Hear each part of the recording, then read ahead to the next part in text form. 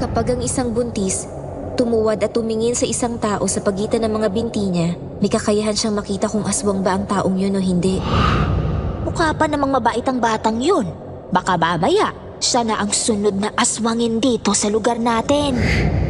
Noong una, hindi pa nga ako siguradong aswangin nakita ko, kaya lang bigla siyang tumayo at lumipad. Parang isang malaking panigi pa lang itsura nun. Kwentong Takip Silim.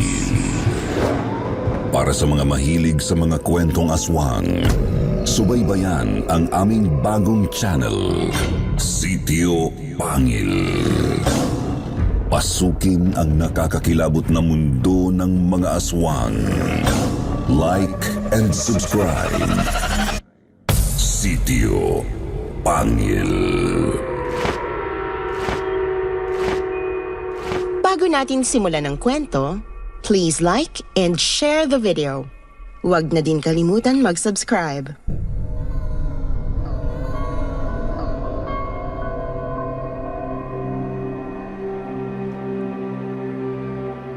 Taong 1995 nang iwan ako ng nobyo ko matapos niyang malamang nagdadalang tao ako. Itinakwil din ako ng mga magulang ko nang hindi ako pumayag na ipalaglag na lang ang anak ko para daw hindi masira ang kinabukasan ko. Kaya naman napilitan akong magpunta sa ibang lugar upang sana'y magsimula ng panibagong buhay kasamang magiging anak ko hanggang sa napadpad ako sa isang bayan sa probinsya ng Laguna. Lingid sa kaalaman ko kasabay din pala ng pagdating ko sa lugar na yon ay ang siyang pagsisidatingan din ng mga nilalang na ang buong akala ko noon ay nabubuhay lang sa mga kwento at pananakot ng matatanda noon sa aming lugar. Ako nga pala si Serena. 51 anyos, isang probinsyana mula sa Bicol. At ito ang aking kwento.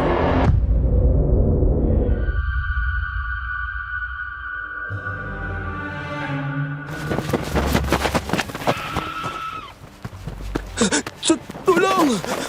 Tulungan niyo kami! Si Dolores! Ang asawa ko! Inaaswang ang asawa ko! Tulong!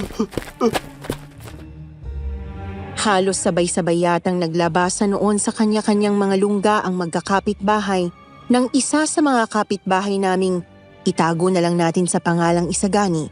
Ang bigla na lang nagsisigaw ng gabing yon at sinabing inaaswang daw ang kanyang asawa. Ako naman ay napasilip noon sa bintana habang pupungas-pungas pa ng mata dahil naalimpungatan lang naman ako bigla sa pagtulog ko. Ay, Diyos ko! Isagani, anong nangyayari? Bakit ka sumisigaw dyan alas 10 na ng gabi? Inang Bening, inaaswang ho si Dolores. Kitang-kita ko. May nakasilip na malakit mapulang mata sa awang ng bintana namin sa kwarto. Pagkatapos ho, bigla na lang siyang dinugo. Ano ka mo? Ay, Diyos ko!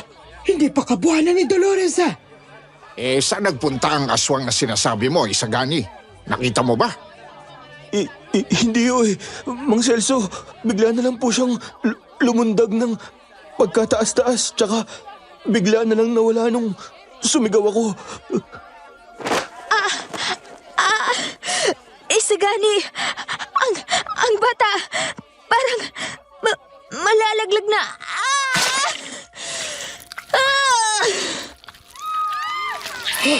Ay, Diyos ko po! Isagani! Isugod mo na sa ospital ang asawa mo! Roy! Ihatid mo muna itong mag-asawa sa ospital, bilis! Gamitin mo yung tricycle natin! Mabilis namang sumakay ang mag-asawang Isagani at Dolores sa tricycle bago yun pinaharurot ng apo ni Inang Bening na si Roy. Si Inang Bening ang may-ari ng nirerentahan kong apartment ng mga panahong yon. Ay, Jesus Mariosep! Ano na bang nangyayari dito sa lugar natin at parang sunod-sunod na yata ang mga buntis na nakukunan? Sa lagay ko, totoo ang sinasabi ni Isagani ng Bening. Mukhang may gumagalangang aswang dito sa atin. Naku, tama nga ho kayo dyan, Mang Celso. Yan din talaga yung tingin namin itong si Kumaring Biday. Noon pa lang 1 linggo, abay, kahit kasi yung manugang niya, yung nakatira dyan sa kabilang kanto, abay dinali rin ng aswang. Kaya yun, nakunan din. Ano ka mo? Pati yung asawa ng panganay mo, nakunan din, Beday. Ay, oho, Mang Celso. Hanggang ngayon nga ho'y nasa ospital pa rin ang manugang ko. Kaya itong anak ko, ikot kung saan kukuha ng pambayad. Unang apo ko pa man din sana yon. Balot! Balot kayo dyan! Ay naku, Mare, speaking of the devil, Huwag kang maingay, Mare. Abay, baka marinig tayo niyan. Pati tayo aswangin din. hoy, kayong dalawang chismosa, anong pinagbubulungan ninyo dyan? Saka, bakit sinusundan nyo ng tingin niyang si Amparo? Balak nyo na namang utangan siya, ano? Napapailing si Inang Bining habang pinagsasabihan ang dalawa pang kapitbahay naming sina Aling Oring at Aling Beday na mga kilalang chismosa noon sa barangay na yon. Kayo talaga. Lahat na lang yata ng bagong salta rito sa atin inuutangan nyo. Tapos, pag kayo hindi napautang gagawan nyo ng chismis. Kayo naman ng Bening? Hindi ho kami mangungutang kay Amparo, no? Masyado naman ho kayo dyan. Oo nga ho, Inang. Ang totoo nga ho, ayaw naming lapitan niyang si Amparo kahit kailan ano. Mamaya niyan, pati kami mapahamak. Bay, teka. Parang may pinupunto yata kayong dalawa dyan sa mga sinasabi nyo ah. Ano bang pinapahiwatig nyo? Ako, Celso. Pati ba naman ikaw magpapa-impluensya dyan sa dalawang yan? Nakakalimutan mo yata nung isang linggo lang, ipinatawag na naman sa barangay ang dalawang yan dahil nagpapakalat ng maling chismis. Mantakin mo ba namang ipagkalat na buntis daw yung 14 anyos na anak ni Konsehala? Yun naman pala napabayaan lang sa kusina. Kayo talaga, Inang Bining. Nakaraan na ho yan. Kalimutan na ho natin. Si Amparo ho ang pinag-uusapan natin ngayon. Ano nga kasi ang meron dyan kay Amparo? Diretsahin nyo nga kami. Ang sa amin lang naman ho kasi, buhat nang dumating yan si Amparo dito sa lugar natin, sakalang nagkasunod-sunod yung mga nakukunang buntis dito. Isa pa, sino ba sa inyong nakakitang lumabas siya ng umaga? Oo nga ho. Tuwing gabi lang naman talagang lumalabas yang si Amparo simula nang dumating yan dito. Saka alam niyo ba, ang sabi sa akin ng anak ko, bago raw nakuna ng asawa niya, ay ilang beses niyang nakitang nagpapabalik-balik sa tapat nila yung probinsyanang yan. Kunwari naglalako lang, pero halatang may ibang pakay. Dahil panay daw ang sulyap niyan sa bahay nila. Ang ipinagtataka pa nga ng anak ko, sa tuwing dumadaan daw yung si Amparo sa kanila, nakakaramdam daw ng pagkabalisa ang asawa niya. Banas na banas at uhaw na uhaw. Tapos ay humihilab pa raw ang tiyan. Hanggang sa hayon. At nakuna na nga. Totoo ba yung sinasabi nyo, Beday? Auring? Abay, oo naman ho, Mang Celso. Lulukuhin ba naman namin kayo? Kung ganon, mukhang kailangan nga nating mag-ingat dyan kay Amparo. At talagang nagpauto ka nga sa dalawang chismosang yan, Celso. Bakit hindi ng Bening? Wala namang ni sino sa atin dito ang nakakalam kung saan talaga galing yang si Amparo. Ang alam lang natin, probinsya na siya. Abay, bigla na lang siyang sumulpot dito at tumira doon sa bakanting lote sa tabing ilog. Malay ba natin kung hindi pala totoong siya nga ang may-ari ng lupang yon? Hindi naman papayagan ni Kapitan na tumira siya doon kung wala siyang ipinakitang katunayan, Celso. Palibasay, matagal mo nang pinagdidiskitahang angkin yung loteng yon dahil katabi yun nung nabiling bahay ng anak mo Ay, nako, huwag kayong basta-basta na lang manghusgar yan kung wala naman kayong ebidensyang totoo nga yung mga haka-haka ninyo. Ay, nako, Inang Bening. Bahala ho kayo kung ayaw niyo maniwala sa amin. Basta, binalaan na namin kayo, ha? Oo nga ho. Kung ako sa inyo, babalaan ko rin yung bago ninyong border. Ano nga hong pangalan nun? Si Serena. Mukha pa namang mabait ang batang yun. Baka mamaya, siya na ang sunod na aswangin dito sa lugar natin. Aswangin? Bakit, Mare? Buntis pa yon? Akala ko dalaga yon. Oo, buntis yun. Sus, hindi nyo ba napansin ang balakang? Ang laki tapos... Ba't talaga namang wala na kayong pinipiling pagchismis ang dalawa, no? Magsiuwi na nga kayo, baka kakachismis nyo. Hindi nyo alam, pinasok na pala ng aswang ang mga bahay ninyo.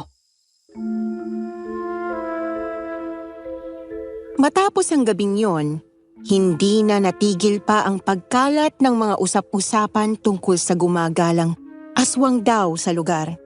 Nakapagbigay yun ng takot at pangamba sa halos lahat ng mga taga ron at kabilang na ako doon. Laking Bicol kasi ako kaya't bata pa lang ako ay marami na talaga akong naririnig na mga haka-haka o paniniwala tungkol sa mga aswang, lalo na't ang mga magulang ko ay parehong galing sa lahi ng mga albularyo. Nabanggit pa nga sa akin ng lola ko noon na ang kanya raw ina ay isang direktang tagapagmana ng lahi ng mga babaylan. Kaya naman marami rin akong alam na pangontra at pantaboy sa iba't ibang klase ng mga elemento. Ganun pa man, hindi ako yung tipong mabilis maniwala sa mga sabi-sabi lang. Kaya naman lumaki pa rin akong may mga pagdududa kung totoo nga ba ang mga nilalang na ito o baka kathang-isip lang na ginagawang panakot ng matatanda noon sa lugar namin. Pero buhat ng gabing makatitigan ko si Amparo, doon na nagbago ang lahat ng pananaw ko. Aaminin ko, iba talaga ang dating niya sa akin at alam kong kailangan kong protektahan ang magiging anak ko, totoo man o hindi ang bintang sa kanya ng mga tao. Hindi ako papayag na may mangyaring masama sa anak ko pagkatapos ko siyang protektahan laban sa sarili kong mga magulang. Manong, dito na lang ho. Ito ho ang bayad. Salamat.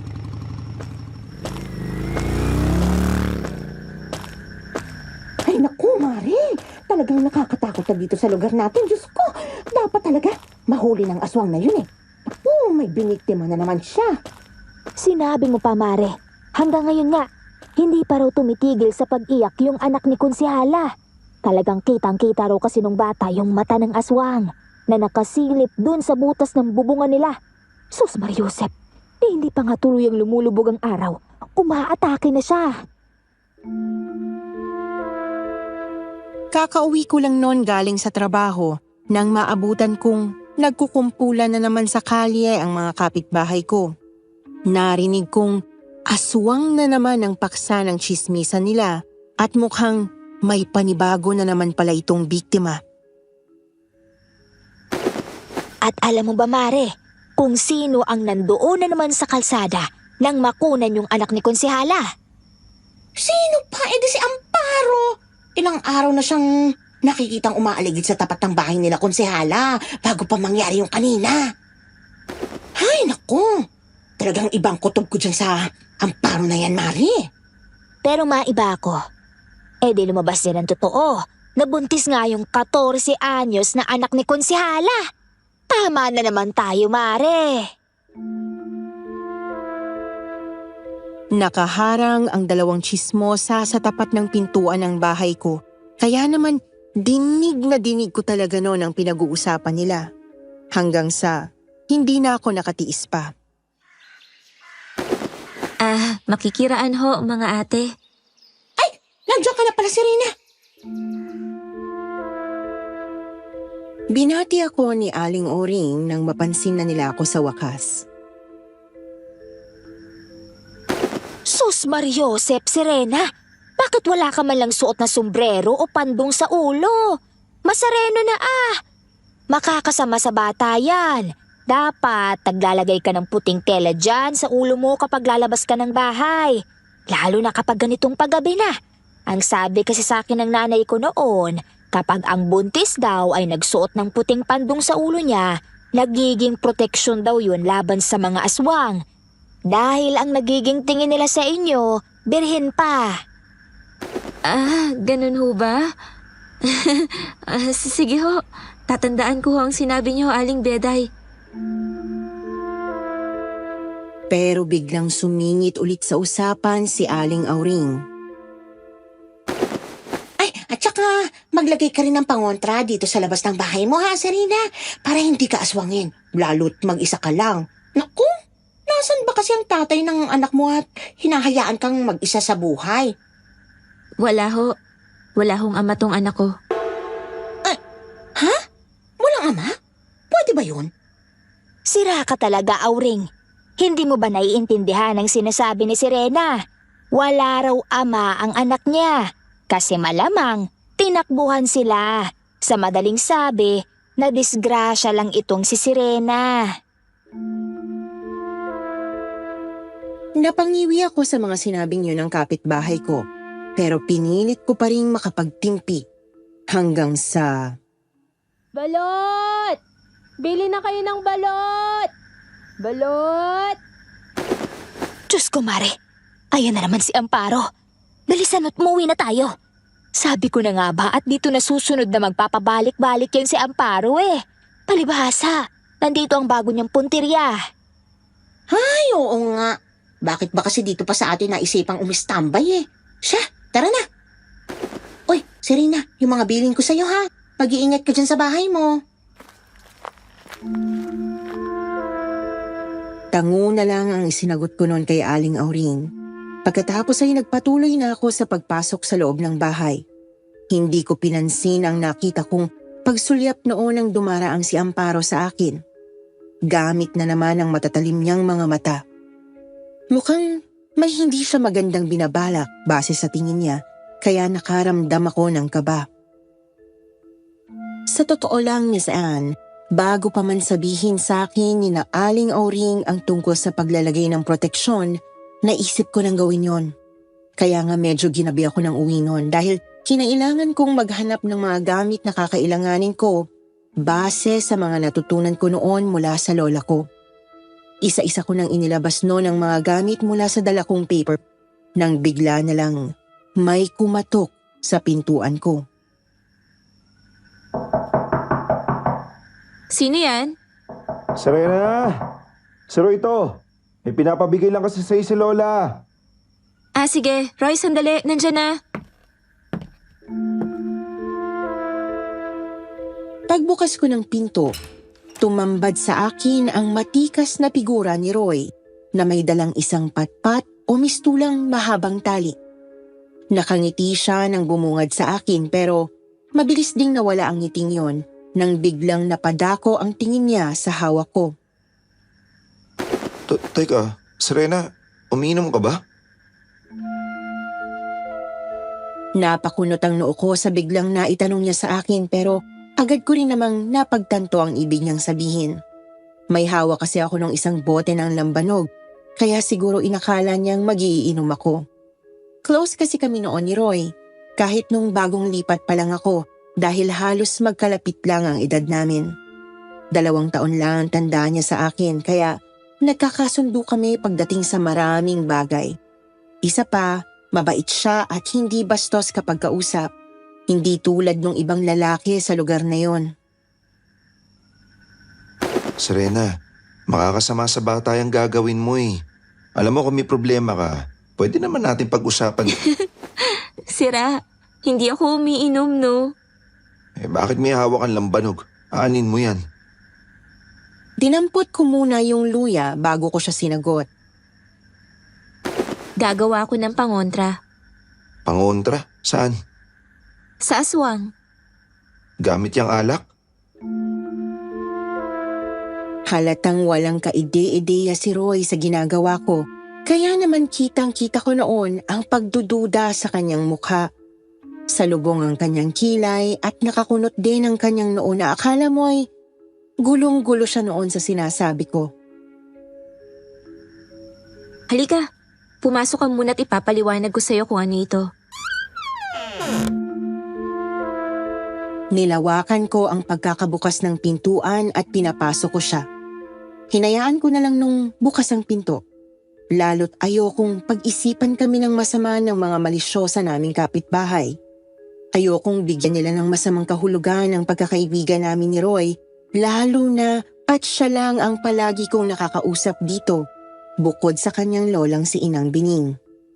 Sa totoo lang, pagkatapos kasi ng nangyaring kahihiyan sa akin noon sa probinsya namin, ay natakot na akong maging malapit sa iba pa. Ang nasa isip ko noon, baka malasin lang ulit ako. Isa pa, alam ko rin namang hindi bagay ang isang katulad kong disgrasyada para sa kanya. Alam mo kasi, Roy, may mga paraang itinuro sa akin ng lola ko noon kung paano raw mangontra at pumatay ng aswang. Pumatay? Seryoso ka ba? Bakit? Ano ba yung lola mo? Aswang hunter? Sira ka talaga, hindi no? Anak siya ng isang babaylan. Well, yun ang sabi niya sa akin. O talaga? Astig pala ang lola mo eh. Pero anong kinalaman ng alak dyan sa pangontrang alam mo? Ganito yan. Nagsimula akong pira-pirasuhin yung malaking tipak ng sariwang luya na binili ko kanina sa palengke para magkasya yon sa bunganga ng bote ng lambanog. Pero hindi pa man ako tapos noon sa ginagawa ko. Ano yun? Parang ang lakas naman yata ng pagaspas na yun ha. Tsaka, takte, anong amoy yun? Napakasangsang. Diyos ko, mukhang nandyan na naman siya. Ha? Sino? Hindi ko sinagot si Roy pero nilingon ko siya ng may pag-aalala sa ekspresyon ko. Doon pa lang parang nagets na niya ang ibig kong sabihin. Dahil doon, nanginginig tuloy ang kamay kong ipagpatuloy ang ginagawa ko. Dapat matapos ko na kaagad to, Roy. Mukhang wala na tayong oras. Ito, pananatilihin kami nitong ligtas ng anak ko. Sana. E di simulan mo na. Kinakabahan tuloy ako sa'yo eh. Paano ba kasi gumagana yan? Sigurado ka bang effective yan? Ang sabi ng lola ko, kailangan mo daw ibaba ditong sariwang luya dito sa lambanog. Dahil magsisilbi raw itong malakas at matinding proteksyon laban sa aswang. Ayaw kasi nila ng matatapang na amoy. Kaya naman lumalayo raw sila kapag meron kang ganito sa bahay. Tulad ng epekto sa kanila ng asin at bawang. Oo, tapos? Muli kong sinulyapan si Roy at nakita kong hindi naman siya nakatingin sa ginagawa ko dahil panay ang sulyap niya sa labas. Damang-dama ko noon ang pag-aalala niya. Pati na rin ang takot na halata naman sa pagbubutil-butil ng pawis sa kanyang noo. Ganun pa man, nagkunwari akong hindi ko siya nakikita at nagpatuloy na lang ako sa pagpapaliwanag. At kapag ibinuhos mo naman daw ito sa aswang o ipinatak mo ito sa sugat nila, mag-uusok o masusunog ang katawan nila. At panandalian silang mawawala ng kakayahan na pagalingin ang kanilang mga sarili. Tulad naman ng epekto sa kanila ng agwa bendita. Alam mo naman siguro, di ba? Yang mga aswang na yan, may kakayahan daw na mabilis na paghilumi ng sugat nila gamit ang sarili nilang laway. At itong kombinasyong ito, mabisa raw ito na paraan para kontrahin yun. Wow! Parang 2-in-1 pala kung ganun. Tama. Sige, bilisan mo nang gawin yan, Serena. Muli ay minamadali na naman ako ni Roy habang panay pa rin ang sulyap niya sa labas. Teka, sarado na kaya natin yung mga bintana? Hindi niya na ako hinintay pang sumagot at agad na siyang dumiretso noon palapit sa mga bintana ng salas para isara yon. Ibinaba niya rin yung kurtina ng may pagmamadali. Yan, okay na. Ito naman palang bolo. Para saan naman to? Pantaga sa aswang? Umiling ako at pinilit ko noong magpakaseryoso kahit na medyo nahahawa na ako noon sa pagiging tensed niya. Hindi. Yang bolong yan, bala kong pinuhin. Kaya nga bumili ako ng lihang bakal kanina sa hardware. Medyo mahirap yung proseso, pero matindi rin ang epekto niyan base sa lola ko. Ang bakal daw kasi, nakakapagtaboy talaga ng aswang yan. Dahil isa yan sa mga bagay na may kakayahang tumagos sa makukunat nilang balat. Pero, imbis daw na buong bakal ang gamitin mong panlaban, mainam din kung pipinuhin mo yan hanggang sa halos mapulbos na. Tapos, saka mo ikakalat yun sa palibot ng bahay. Para makagawa ka ng isang hindi nakikitang harang sa mga aswang. Kumbaga, parang invisible barrier ba? Kapag daw kasi tinawid ng isang aswang ang harang na yun, mawawala sila sa sarili. Hindi rin sila makakapagpalit ng anyo o makakatakas palabas dito. At yun na ang pagkakataon mo para atakihin sila. Ibig sabihin, pwede pa rin pasukin ng aswang ang loob ng hindi nakikitang harang. Pero hindi na sila makakalabas pa doon. Muli akong tumango sa tanong niya. Grabe, bakit hindi namin alam yun? Dito kasi ang alam lang namin pangontra, itong dala kong buntot pagi, itong asin, tsaka itong kalamansi na pinabibigay ni Lola sa'yo.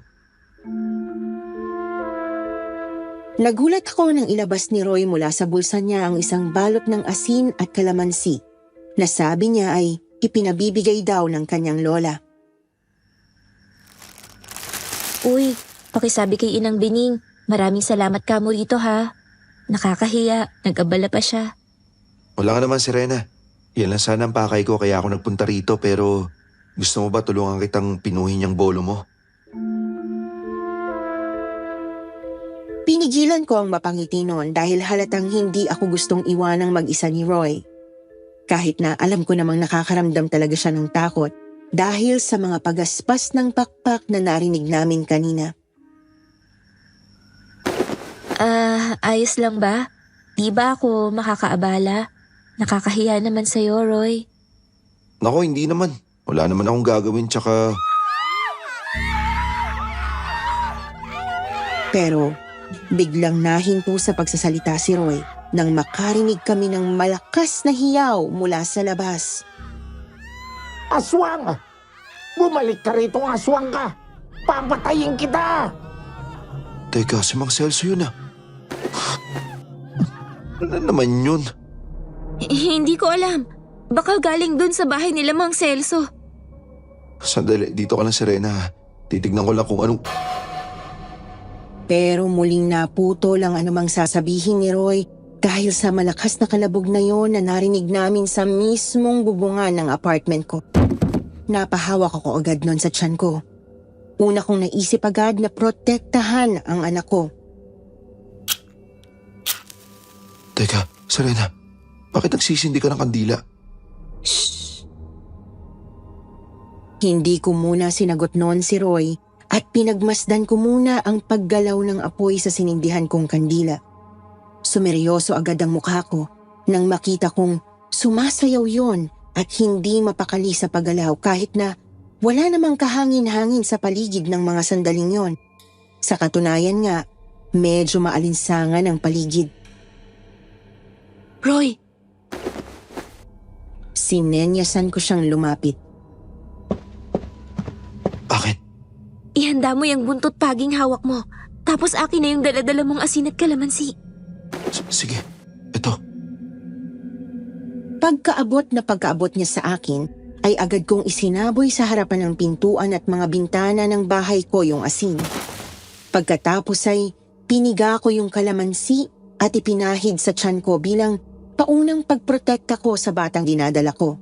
Nang sa ganon, matakpan ng tapang ng amoy ng kalamansi ang amoy ng bata sa sinapupunan ko na sinasabing siya raw pinakamabangong amoy para sa mga aswang. Kaya lang, nakita kong nanginginig si Roy sa isang tabi habang nagpapalingalinga siya sa paligid. Mukhang natatakot siya. Pero naantig bigla ang dibdib ko nang makita kong pinipilit niya pa ring iharang ang sarili niya sa akin para protektahan ako sa kabila nun. Itinago niya ako sa likuran niya. Diyan ka lang sa likod ko. Baka bigla magpakita yung gumagala na aswang eh. Sarado na kaya natin tong pinto at mga bintana. Sige! Pero hindi magawang kumilos ni Roy noon sa kinatatayuan niya. Kaya naman ako na ang nagkusang magsara ng mga yon para makalma na siya sa wakas. Ngayon, patunugin mo ng 3 beses yung buntot pagi sa hangin, Roy. Sige, ganito ba? Pagkatapos sundin ni Roy ang iniutos ko, agad-agad umalis ang aswang sa ibabaw ng bubong ko.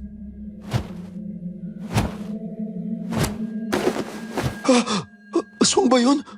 Aswang yun, di ba? Oo, pero huwag kang mag-alala. Umalis na siya. Napahawak si Roy bigla sa dibdib niya. Langya, atakihin yata ako sa puso dahil sa aswang na yun.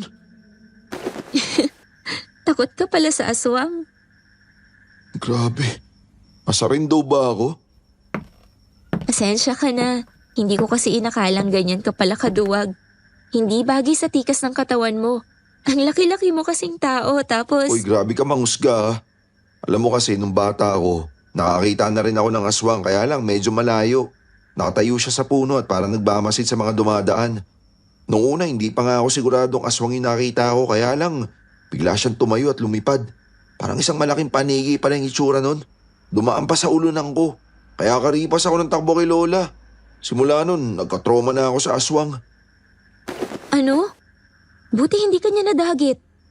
Alam mo kasi, kapag ang isang aswang dumaan sa ulunan mo, ibig sabihin daw nun, may balak siyang dagitin ka. Ano? Ano bang ginawa mo nung dumaan siya sa ulunan mo? Yumuko ako, tumupo. Tapos, niyakap ko yung tuhod ko sa sobrang takot. Ah, buti na lang ganun ang ginawa mo't hindi mo naisipang tumakbo. Kung di, wala na akong Roy na kausap ngayon. Ha? Bakit? Anong ibig mo sabihin? Yun kasi ang tamang gawin. Kapag balak kang dagitin ng aswang, kailangang pagdikitin mo ang dalawang paa mo. Hanggang hita. Kasi patiwarik sila kung mandagit. Tapos, para makapitan ka nila ng maayos at hindi ka makapalag, yan ang dadakmain nila. Pagkatapos nun, ininuso ko yung pagitan ng hita niya na bigla naman niyang sinapo bago siya pinamutlaan ng mukha. Natatawa na naman tuloy ako nun sa reaksyon ni Roy. Hindi pala magandang tingnan kapag ang isang lalaking may kalakihan ng katawan, matangkad at gwapo ay naduduwag at halos maihina sa takot. Pero bago pa ako makatawa, may kumatok na naman sa pintuan ko. Serena, ayos ka lang ba dyan? Si Mang Celso yun ha. Teka, ako na magbubukas ng pinto. Wag, Roy. Huwag mo munang bubuksan hanggat hindi nagpapakilala yung nasa labas. Tandaan mo, may kakayahang manggaya ng boses at wangis ng tao ang ibang uri ng aswang. Kaya hindi ka dapat pakampante. Paano ko sumagot siya at magpakilalang si Mang Celso? Pero aswang pala talaga yung nasa labas. Hindi siya sasagot kung hindi siya totoong si Mang Celso. Hindi nangaari ng pangalan ng mga aswang dahil binabasbasan ng pangalan natin kapag binibinyagan tayo. Sino yan? Walang sumagot. Bagkus ay nakarinig na lang kami noon ng papalayong pagaspas ng pakpak mula sa labas. Hindi na nakauwi pa si Roy ng gabing yon sa kanila. Hindi dahil natatakot siyang lumabas ng bahay, kung hindi dahil natatakot siyang iwanan akong mag-isa. Mukhang tama kasi ang dalawang tsismosang sina Aling Auring at Aling Biday. Mukhang nang mga sandaling yun, ako na ang susunod na puntirya ng aswang.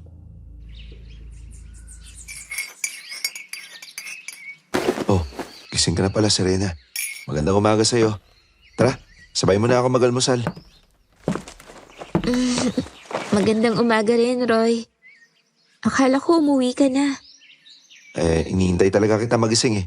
Baka kasi mamaya, alam mo na, may magpunta na namang aswang dito. Umagang-umaga pa, Roy. Nagpapahinga rin sila, alam mo yun. Basta mag-almusal ka na lang dito, ang dami pang sinasabi. Iniwan din naman ako ni Roy pagkatapos naming mag-almusal para umuwi sa kanila. Wala pa raw kasi siyang matinong tulog. Buong magdamag niya akong binantayan sa takot na baka balikan ako ng aswang, kaya muli ay naantig na naman ang damdamin ko. Kung sana, naging ganyan lang ang ama mo, anak. Naibulong ko pa nun sa sarili ko habang pinapanood kong umuwi si Roy sa bahay nila ng lola niya. Pero mabilis ko rin yung inalis sa utak ko. Sabi ko kasi noon, hindi ako pwedeng mahulog ulit sa lalaki dahil kailangan kong mag-focus sa magiging anak ko. Isa pa, binatang-binata nun si Roy at magandang lalaki pa. marami siyang makukuhang hindi tulad kong disgrasyada. Ibinaling ko na lang noon ang tingin ko sa pinong pinulbos na metal galing dun sa bolong niliha pa ni Roy buong magdamag. Napangiti na lang ako habang inilalagay ko yon sa isang garapon at nagpasya kong habang maaga pa'y ibubudbud na yon sa palibot ng buo kong bahay. 9:00 pa lang yata yon ng umaga. Maaliwalas ang sikat ng araw kaya naman medyo nagulat ako nang makita kong biglang napadaan si Amparo sa harapan ng bahay ko. Hindi nakaligtas sa paningin ko ang pagtitig niya sa akin, pati na rin ang pagngisi niya. Tulad ng unang magkasalubong ang mga mata namin. Ang sama ng tingin nun sa'yo, Serena. Ay, hinayupak! Ay, kapo, ikaw lang pala yan, Roy. Ay, sorry. Nagulat ba kita? Nakita ko kasi dumaan si Amparo eh. Sama pa ng tingin sa'yo kaya tumakbo agad ako papalapit. Sa tingin mo ba tama yung mga haka-haka rito sa atin? Sa tingin mo, siya yung aswang? Nagkibit ako ng balikat sa tanong na yon ni Roy.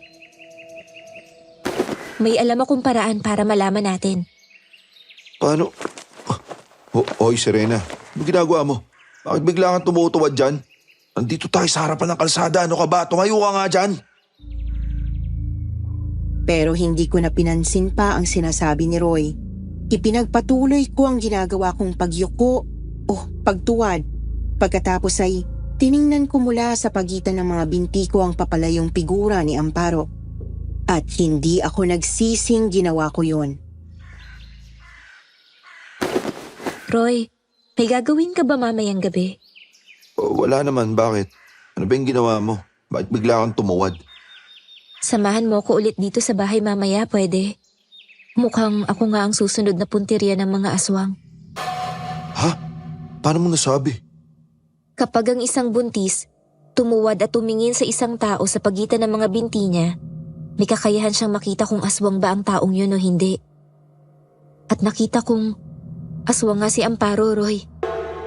May pakpak siyang itinatago sa likod ng balat niya at meron din siyang malahalimaw na mga kuko sa kamay at paa. Simula umaga, hindi na umalis pa si Roy sa tabi ko. Agad-agad, pagkatapos kong sabihin sa kanya yon ay nagpaalam siya sa lola niya na sasamahan niya akong matulog sa gabi dahil inaaswang nga raw ako. Nagdala pa siya ng sarili niyang unan at kutsyon para makasiguro raw si Inang Bening na wala siyang balak na gawing masama sa akin na akala mo'y ako ang apo nito at hindi siya. Mabilis na lumipas ang gabi at gaya ng inaasahan, nagsimula ng magparamdam ang probinsyanang magbabalot sa kalye namin. Balot! Balot kayo dyan! Mainit pa! Bagong luto! Ang pagsigaw na yon ni Amparo ang nagsisilbing hudyat para sa amin kung kailan aatake ang aswang. Nakuha na kasi namin ang pattern ng pag-atake niya noon. Ang paghiyaw niya ng kanyang paninda ay ang ginagawa niyang paraan para hindi siya paghinala ang aswang. Pero kabaliktaran noon ang nangyari. Roy, dito ka lang.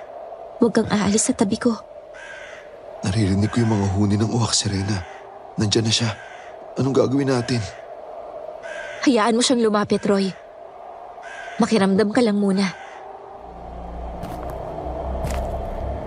Ramdam na ramdam ko ang paglapit ni Amparo. Narinig ko ang mga mabibigat na yabag niya sa labas ng bakuran ko. Hindi ko maiwasang makaramdam ng kaba, lalo na at hindi naman talaga ako sigurado noon kung gagana nga ang mga tinuro sa akin ni Lola. Napatingin ako kay Roy. Pawis na talaga siya habang hawak-hawak ang buntot pagi. At kitang-kita ko ang panginginig ng mga kamay niya. Halos hindi siya mapakali habang nakasilip sa maliit na awang ng bintana. Serena, nandiyan na siya. Nahulog yata siya bigla sa bubungan. Bigla kaming nakarinig ng kaluskos na parabang umiikot sa buong bahay. Hinila ko palapit ang bote ng lambanog na binabaran ko ng luya. Pero hindi ko napansin na medyo basa yung lamesa. Kaya nahulog ito sa sahig. Ay, kapo! Nahulog pa! Mabilis akong yumuko noon para pulutin yung bote ng lambanog na mabuti na lang at hindi nabasag kaagad dahil dun yun bumagsak sa makapal na basahan sa sahig. Pero bago ko pa ito madampot ng tuluyan, naramdaman ko ang malamig na simoy ng hangin mula sa bintanang tila unti-unti ring bumukas. May mabigat na presensyang nagmumula doon at hindi ko na kailangan pang lingunin yon para malamang nandoon si Amparo. Alam niyang natataranta kami. Pakiwari ko, pati si Roy noon hindi makagalaw. Serena, lumayo ka dyan sa bitana. Bigla akong hinila nun ni Roy kasabay ng biglaan din niyang pagsasaboy ng asin sa mismong mukha ni Amparo na umaangil habang nakasilip sa may bintana. Biglang umalingaw-ngaw ang malakas na tili mula sa labas. Hindi ordinaryong sigaw, kundi halinghing ng isang halimaw. Pero hindi pa tapos si Amparo. Narinig namin ni Roy ang biglang pagaspas ng malalaking pakpak niya. Serena, lumipat siya sa likod ng bahay. Doon yata siya dadaan sa pintuan sa kusina. Mabilis kong dinampot noon yung buntot pagi. Isinantabi ko noon ang kaba ko at nagdesisyong sumugod. Hindi ako pwedeng umatras, hindi ako pwedeng magpakita ng takot. Ang anak ko ang nakataya dito. Nagkakamali ka ng pinagdiskitahan, Amparo. Hindi ako papayag na may gawin kang masama sa anak ko. Hindi ko direktang nakita noon ang aswang pero nakita kong may itim na aninong nagpupumilit makapasok sa loob mismo ng bahay namin. Kaunti na lang, masisira niya na ang pintuan ko. Kaya naman bigla ko yung binuksan na mukhang ikinagulat naman ng aswang dahil kitang-kita kong bigla itong natigilan.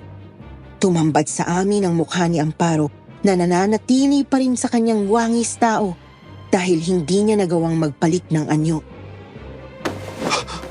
Aswang ka nga! Isang malakas na hampas ang ginawa ko gamit ang hawak kong buntot page na swerteng nahagip naman ang likuran ng aswang na nagtangkang tumakbo na naman palayo sa akin. Roy, bilis! Mabilis namang tumugon si Roy sa tawag at sa isang iglap ay naibuhos niya agad yung pinaghalong luya at lambanog sa balat ng aswang na mabilis namang umusok ang katawan. Bumagsak si Amparo sa lupa at nagkikisay habang pilit na inaabot ng dila niya ang kanyang likuran. Hindi pa rin siya makaalis at doon lang namin nakitang nasaan yung tao niya pa rin siya at hindi niya nagawang magpalit ng anyo kaya naman kinuha na ni Roy ang pagkakataong yon para tawagin ang mga kapitbahay namin. Mga kapitbahay, tulong! Tulungan niyo kami! Nahuli na namin si Amparo! Inaaswang si Serena! Agad na naglabasan noon ang aming mga kapitbahay, kabilang na si Mang Celso na noong nakaraan pala'y sinubukan ding habulin ang aswang dahil nakita niya itong aali-aligid sa bahay ng kanyang anak na babae. Napalibutan ng mga kapitbahay namin si Amparo, nakahandusay siya sa lupa, nanginginig at pilit na umaahon kahit wala na siyang lakas para tumakas. Kita ko sa mukha ng lahat ang galit. Galit na galit sila sa aswang. Pero may ilan din sa kanila na halatang nanginginig sa takot. Hindi sila makapaniwala na sa wakas, ang nilalang na kumitil ng buhay ng mga anak nila ay nasa harapan na namin. Diyos ko, paano nyo nagawang hulihin ang aswang na yan? Nahampas ko po siya ng buntot pagi, Mang Celso. Nagsinungaling si Roy sa mga kapitbahay namin dahil alam niyang ayokong ipagsabi sa kanila na marami akong alam tungkol sa panghuhuli at pagpatay ng aswang dahil wala akong balak na maging takbuhan nila palagi. Kung ganon, ano pang hinihintay natin? Abay, gulpihin na ang aswang na yan! Oo nga, gulpihin na yan. Dapat sa ganyan, binubagbag. Oo nga, tama siya. Gulpihin yan. Anong gulpihin? Ang dapat dyan, patayin. Gaya ng ginawa niyang pagpatay sa mga anak namin. Oo nga. Patayin na natin si Amparo! Oo, Patayin na yan si Amparo. kailangan natin patayin si Amparo. Halos hindi ako makahinga sa dami ng tao. Karamihan sa kanila lumalapit, pero may ilan ding napapaatras at hindi kayang tingnan si Amparo. Sila yung mga hindi makapaniwalang totoo pala ang mga aswang at nasa harapan na nila ngayon ang nilalang na matagal-tagal na rin naming kinatatakutan. Sandali, huwag niyong gawin to. Aalis na lang ako sa lugar na to at hindi na magpapakita pa sa inyo. Pakawalan niyo na lang ako, nakikiusap ako sa inyo. May mga anak din ako at hindi nila alam na ganito ako. Maawa kayo sa akin. Bakit? Naawa ka ba sa amin? Nang patayin mo ang mga anak namin na hindi pa namin naisisilang. Hindi ako papayag. Dapat patayin ang aswang na yan. Magsisisi kayo kapag ginawa niyo yan. Akala niyo ba mag-isa lang akong aswang sa lugar na to? Marami kami rito. Isang barko kaming dumating dito galing sa ibang lugar. Hindi niyo kami gugustuhin kalabanin. Hahanapin kayo ng mga kasama ko. Iisa-isahin nila kayong lahat. Pati mga anak niyo. Hindi makakaligtas. Biglang tumahimik ang lahat. Napaatras si Mang Celso at pati na rin si Isagani. Halata ang pagdadalawang isip sa mga mukha nila. Ilang kapitbahay din namin ang halos hindi makahawak ng maayos sa mga daladala nilang armas. May iba pa nga na halos magpasukan na noon sa mga bahay nila. Totoo kaya yung sinasabi niya? May iba pa raw siyang kasama. Ay, Diyos ko! Kung totoo man yan, ano gagawin natin? Pero habang lahat ay natataranta, pumakbang ulit si Mang Celso. Naroon pa rin ang kaba sa mukha niya, pero mas matindi na ulit ang galit. Mukhang nakabawi na siya sa pagkabigla niya. Bigla niyang dinakma ang buhok ni Amparo pagkatapos ay hinila niya ito papunta sa kalsada. Pagsisisihan mo itong matanda ka! Huwag tayong magpapadala sa pananakot ng halimaw na to. Kahit ilang pa silang mga aswang, wala tayong palalampasin. Kung nagawa natin siyang hulihin, magagawa rin natin yon sa iba pa niyang mga kasama. Oo nga, oo nga. Tama yun. Tama Tama yun. siya doon. Tama yun. Nagsimula ng magsisuguran ng mga kapitbahay namin habang hawak ang kanilang mga armas. Tulala lang kami ni Roy noon na pinapanood sila dahil nabigla rin kami sa mga nangyari. Pero bago pa man nila maabot si Amparo, nakita naming lahat na biglang nagbago ang anyo niya. Sa ilalim ng kanyang balat nakita kong may umuusling itim na pakpak na kalaunan ay ipinarangya niya sa halos lahat sa amin. Doon ko lang biglang napagkantong inilabas siya ni Mang Celso mula doon sa invisible barrier sa bakuran ko. At dahil doon, ay nawala na ang proteksyong pumipigil sa kanya para makapagbagong anyo. Dahil doon, hindi nagtagalay, tumambad na rin sa amin ang mga kumikislap na kuko sa paa at kamay ni Amparo na parang mga pangil ng hayop. Muli ay napaatras na naman tuloy ang mga kapitbahay namin sa takot. Doon na nakakuha ng pagkakataon si Amparo na ikampay ng pagkalakas-lakas ang kanyang mga pakpak, kasabay ng isang mataas na pagtalon na siyang naging dahilan upang siya'y makatakas ng ganun-ganun na lang.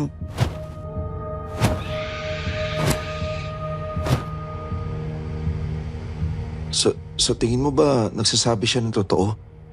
Totoo kayang isang barko silang mga aswang na nagpunta rito galing ibang lugar?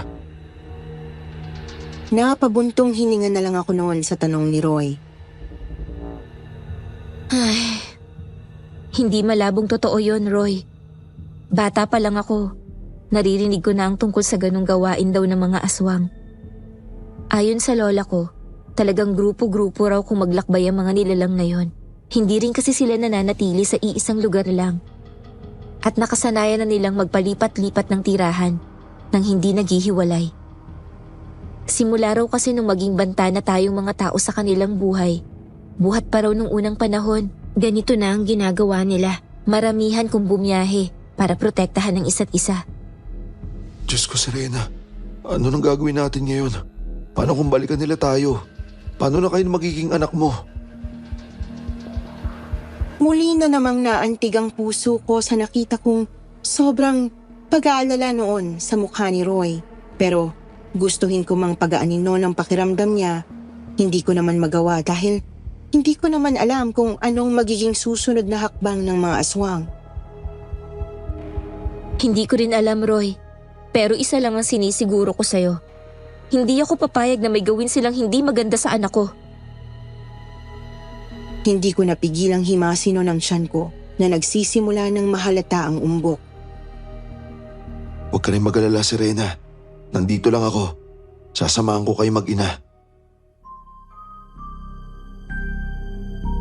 Naging isang malaking banta ang pangyayaring yon para sa aming lahat. Kaya naman, yung mga kapitbahay namin ng mga panahong yon, nagsimula na rin gumawa ng paraan para protektahan ang kani-kanilang mga sarili kung sakaling aataking ang muli ang mga aswang.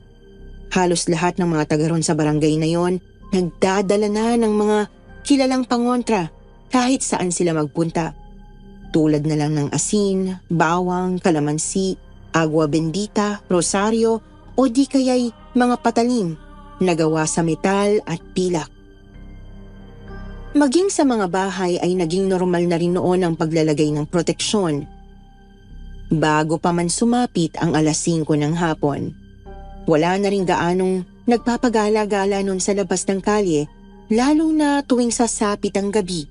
Maliban na lang sa isang grupo ng mga kalalakihang binuo ni Mang Celso noon upang maglibot-libot sa barangay para magbantay. Pero himalang hindi na rin nagparamdam pa si Amparo sa lugar na yon pagkatapos nung gabing mahuli namin siya ni Roy. Naging tahimik ang paligid noong mga sumunod na araw, linggo, hanggang sa lumipas ang halos 3 buwan na tahimik pa rin at payapa ang paligid. Sa wakas, bumalik na rin sa normal ang lahat. Serena! Serena, si Roy to! Buksan mo ang pinto! Napaigtad ako noon sa pagkakaupo ko sa silyang gawa sa kawayan nang bigla na lang paghahampasin ni Roy ang pintuan ng bahay ko isang dapit hapon. Napahinto ako noon sa ginagawa kong pagbabasa ng pocketbook at kunot noong pinagbuksan siya ng pinto.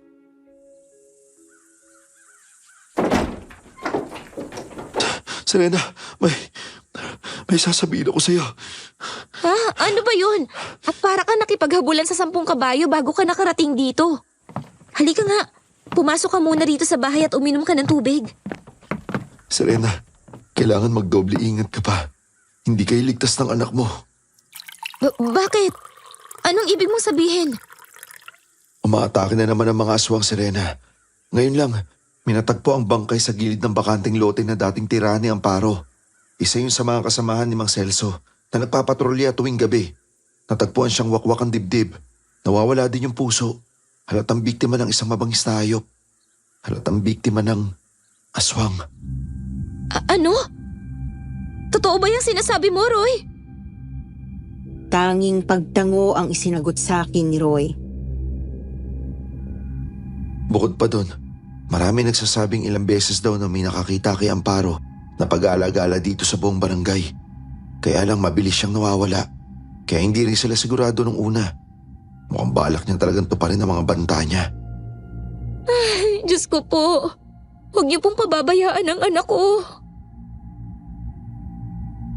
Mabuti na lang kahit pa ilang buwan nang halos hindi nagpaparamdam noon ng aswang na si Amparo sa lugar namin, ay hindi ko pa rin itinigil ang paglalagay ng proteksyon sa loob at labas ng bahay ko. Palagi kasing nakatatak nun sa isip ko na baka nandyan lang siya sa paligid, nagmamasid, naghihintay ng pagkakataong umatake. Dahil doon, nanatili akong palaging alerto at handa sa kung ano man ang sakaling mangyari.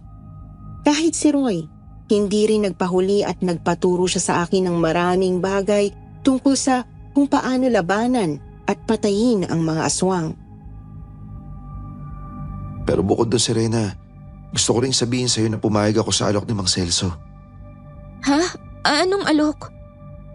Kailangan daw kasi nila ng papalit doon sa lalaki na tagpo ang patay kanina. Hindi pwedeng mabawasan yung mga nagpapatrolya dahil baka lalo magkaroon ng lakas ng loob yung mga aswang na umatake sa kanila. Bakit, Roy? Bakit ka naman pumayag? Delikado masyado yung gagawin mo. Wala na akong magagawa, Serena. Di ba nga, akala nila ako'y nakahuli nung kay Amparo. Napilitan akong pumayag sa pamimilit sa akin ni Mang Celso. Dahil baka mamaya, ikaw naman yung putaktiin nila kapag nalaman nilang ikaw naman talaga yung maraming alam kung paano humulit pumatay ng aswang. Baka mamaya dahil dun, ikapahamak nyo pa yun na magiging anak mo. Kaya kailangan ko talagang gawin to. Pero Roy, Kung mag-alala, Serena, mag-iingat ako. Tsaka, marami na ako natutunan sa'yo. Kaya ko ang sarili ko. Pero hindi naging totoo si Roy sa mga sinabi niya noon, Miss Anne. Dahil sa pangatlong gabi pa lang ng pagsama niya kina Mang Celso sa pagpapatrolya, may nangyari na agad na talagang nagpakabasakin ng husto. oh Mang Celso, ano ho bang sadya niya? Roy! Ano nangyari sa kanya? Serena, tulungan mo kami. Si Roy, inatake siya ng aswang habang nagpapatrolya kami. Bigla na lang siyang dinagit. Pero buti na lang, mabilis siyang yumuko. Iyon nga lang, nahagip pa rin ng matalas na kuko ng aswang ang dibdib niya. Halos manlabo ang mga mata ko nang makita kong punong-puno ng dugo ang suot na kamiseta ni Roy, Miss Anne. Halos wala na rin siyang malay at akay-akay na lang ng mga kasamahan niya nang ipasok siya sa loob ng bahay ko. Kahit si Inang Bening, na hindi ko napansing nakasunod pala sa kanila, ay alalang-alala sa kanya. Nakaramdam ako noon ng awa sa matandang uugod-ugod na ng mga panahong yon. Ay, Diyos ko po ang apo ko. Serena, iha, kumuha ka ng palangganang may tubig at bimpo, bilis. Kailangang maampat agad ang dugo ng apo ko bago pa siya maubusan. Sige ho, Inang. Mabilis akong kumilos noon at ibinigay kay Inang Bining ang lahat ng kailangan niya. Mabuti na lang at nandoon siya ng mga sandaling yon dahil wala akong alam pagdating sa panggagamot ng mga sugat, lalo na ang ganoon kalaki. Halos bumuka na kasi ang makapal na balat laman ni Roy sa bandang dibdib dahil sa sobrang tindi ng pagkakakalmot doon ng aswang na muntik nang dumagit sa kanya. At hindi naman naituro ng lola ko sa akin kung paano gamutin yun. Kaya lang... Anong gagawin mo, Serena? Bakit naghihiwa ka ng kalamansi? Kailangan ho kasing ipatak ito sa sugat ni Roy, Mang Celso. Dahil baka mahawa ho siya ng pagkaaswang kapag hindi ko to ginawa. Ano? Pwede bang makahawa ang kalmot lang? Hindi naman nalagyan ng laway ang... Hindi lang hulaway ng aswang ang pwedeng makahawa sa tao, Mang Celso. Marami ho silang paraan. Pero tulad ng mga hayop, isa rin ho sa pinakamatinding nagtataglay ng panghawa nila ang kanilang mga kuko. Diyos ko. Kung ganon... Biglang lumingon si Mang Celso sa likuran nila at ganoon na rin ako. Doon ay nakita namin nakatayo ang dalawa sa kanilang mga kasamahan sa labas mismo ng bakuran ko at mukhang takot silang lumapit man lang sa aking bahay. Halata sa mga mukha nila ang takot at pagdadalawang isip na para bang alam nila na sa oras na tumapak sila sa loob nun, hindi na nila magagawa pang lumabas. Nakalmot din sila ng aswang kahapon, Serena. Ibig sabihin... Kung ano man ang nasa isip mo, Mang Celso. Oo, tama ka. Aswang na po ang mga kasama nyo. Hindi ko na pinatapos pa ang sasabihin ni Mang Celso at agad ko nang dinampot ang buntot paging ibinigay sa akin ni Roy na nakasabit lang sa likod ng pintuan ng bahay ko. Pagkatapos noon ay patakbo kong sinugod ang dalawang aswang na nagtangkap ang tumakbo pero inabot din naman ang panghampas ko.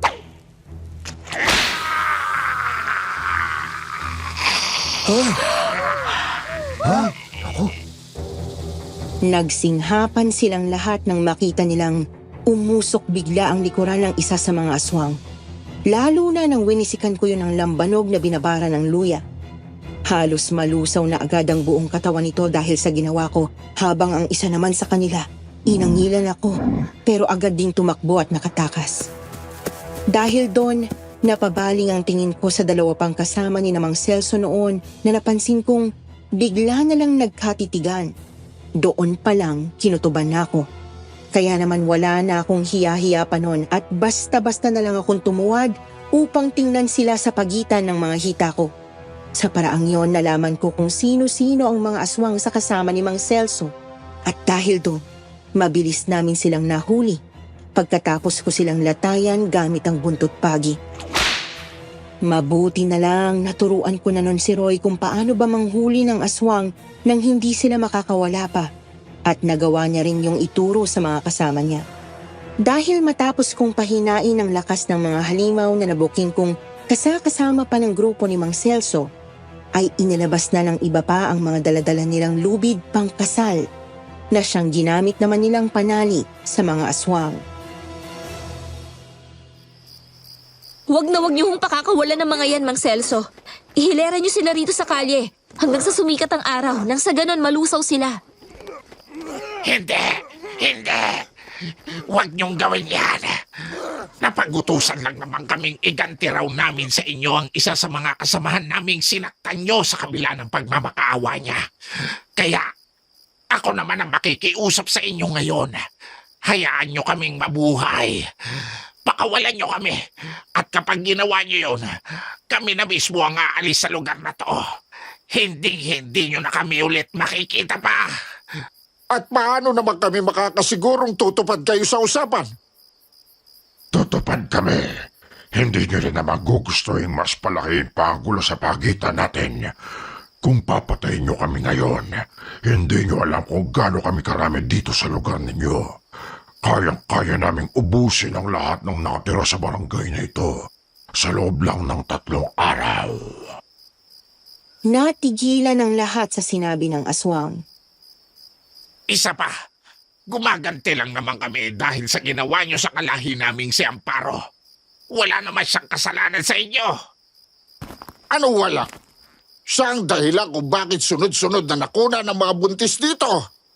Inaaswang sila ni Amparo, kaya nangamatay ang mga bata. Nagkakamali kayo dyan. Bago pa man kami dumating dito, may aswang na talagang nakatira sa lugar na ito. Siya ang pumapatay sa mga sanggol ninyo. At hindi si Amparo. Masyado lang talaga mabait ang kalahi naming yon. Dahil binibigyan niya kayo ng babala sa tuwing mararamdaman niyang may panibago na naman bibiktimahin ng aswang na yon. Lalong-lalo ka na, Serena. Natulala ako noon sa sinabi ng aswang. Hindi ko alam kung maniniwala ba ako noon sa kanya o hindi, pero hindi na lang ako nagsalita. Hanggang sa nakapagdesisyon na nga si Mang Celso na makipagkasundo na lang sa kanila. Wala rin naman silang pagpipilian dahil natakot sila sa banta ng mga aswang na kapag hindi raw sila pinakawalan ay mas marami pang buhay ang masasayang. Dahil isa nga pala sa personalidad ng mga aswang, mahilig silang gumanti. Grabe sila kung magtanim ng galit. Bukod doon ay hindi rin sila mahilig magsinungaling. Kaya naman sigurado kaming susundin nila ang kanyang sinabi. Mabuti na lang at tumupad naman ang mga aswang na yon sa kasunduan. Matapos kasi ang gabing yon ay halos mga lahati na ang populasyon ng barangay namin. Matapos magsialis ang napakaraming naninirahan doon na mukhang pare-pareho palang mga aswang.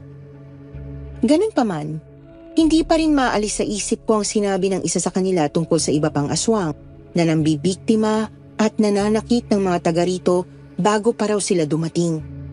Ito raw ang responsable sa pagkamatay ng mga sanggol sa loob pa lang ng sinapupunan ng mga ina. Sino kaya sa tingin mo ang tinutukoy nila, Serena? Sino kaya ang mga aswang na yun? Hindi ko rin talaga alam, Roy eh. Ako, may kutob talaga ako. Kaya lang, masamang magbintang. Napatunghay ako nun kay Roy matapos niyang sabihin sa akin ang tungkol sa ideya niya kung sino ang isa pang aswang na naninirahan noon sa barangay namin. Nagpapagaling pa lang siya noon kaya nakahiga pa siya sa sofa ng bahay ko bilang ako rin ang nag-aalaga sa kanya buhat ng magkasugat ang dibdib niya. Serena, nung gabi kasing dadagitin sana ako ng aswang, hindi ko naiwasang makilala yung duster na suot nung umatake sa akin. Nakita ko ng sotyo ng isa sa mga kapitbahay natin eh. Ano? Eh sino? Si... Pero bago pa man masabi sa akin ni Roy kung sinong tinutukoy niya, napasilip na ako bigla noon sa bintana. Napakaingay kasi ng motorsiklong dumaan kaya hindi ko naiwasang ma-distract. Nakita kong sakay-sakay ng isang humaharurot na tricycle, si Aling Beday. Para silang nagmamadaling makaalis dahil nakita kong palingalinga si Aling Beday sa paligid.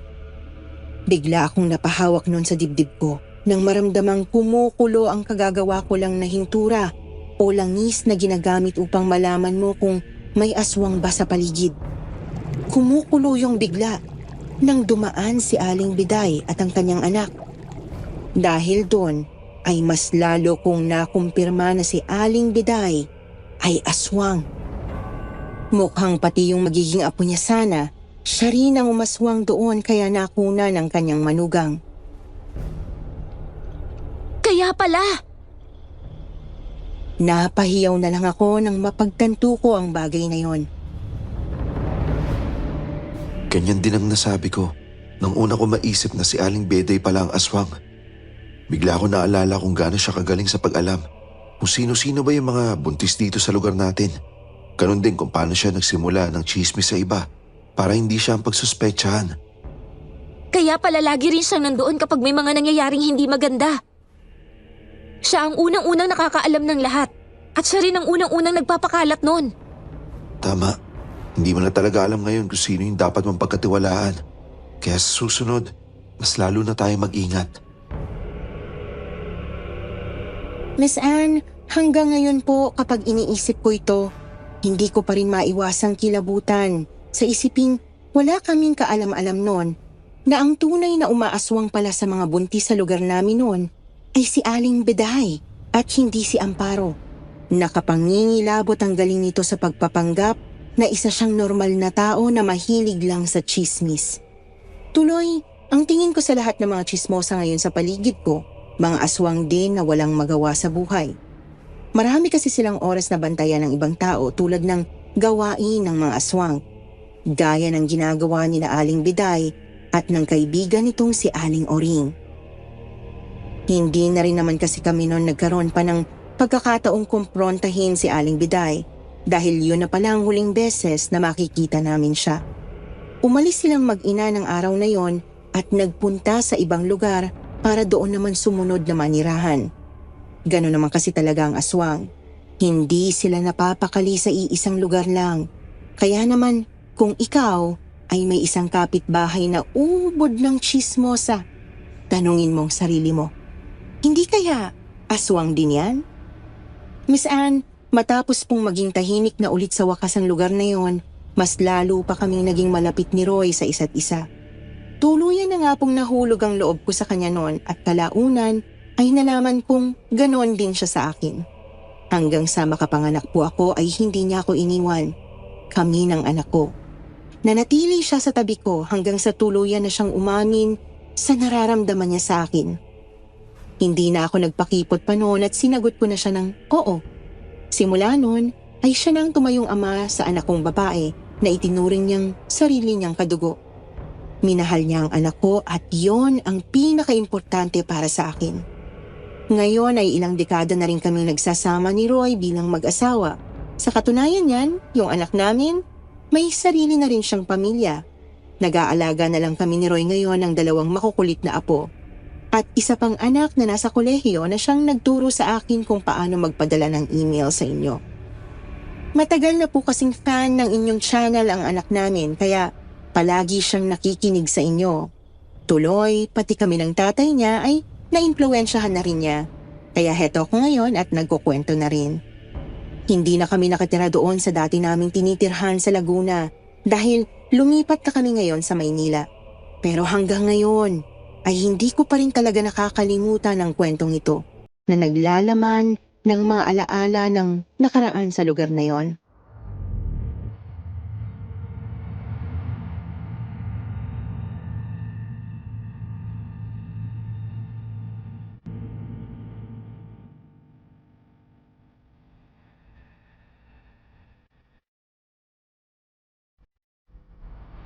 Sinasabing Ang mga ikinikilos ng mga kaluluwang nananatili sa lupa ay nakadepende sa kanilang mga karanasan noong buhay pa.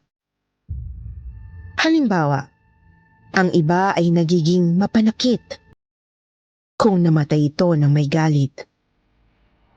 Meron namang iyak ng iyak dahil pumanaw ng may matinding lungkot sa puso. Subalit, alam niyo bang meron ding mga kaluluwang nagpapakita ng masidhing takot? Takot sa mga taong nagdulot ng pasakit sa kanya noong nabubuhay pa. Takot na hindi niya nagawang iwan at patuloy na gumagambala sa kanya maski sa kabilang buhay.